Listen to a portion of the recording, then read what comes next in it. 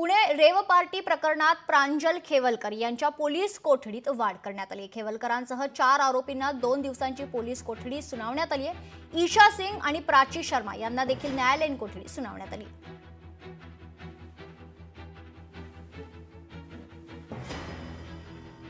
दोन दिवसाची police custody देण्यात आलं। आज न्यायालयामध्ये हजर करण्यात आलं होतं।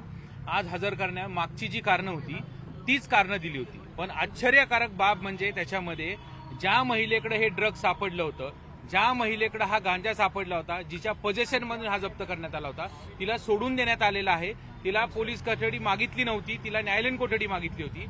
आणि प्रांजल खेवलकर जे आहेत यांना कोकेन कुठे हे असा जावई शोध लावून त्याची पोलीस कस्टडी मागण्यात आली होती। परंतु आम्ही तपासाला सहकार्य करत असल्यामुळे आणि पूर्ण ज्या गोष्टी आम्हाला ज्या माहिती आहेत त्या पूर्णपणे पोलिसांना सांगत असल्यामुळे आम्हाला 2 दिवसाची पोलीस कस्टडी देण्यात आलेली आहे। की माननीय एकनाथ खडसे साहेबांना मी त्यांना सल्ला तर देऊ शकत नाही, पण पोलिसांनी माझा परिवार असो की एकनाथ खडसेंचा परिवार असो की कुणाचाही परिवार असो, कुणी चूक केली असेल शासन झालं पाहिजे।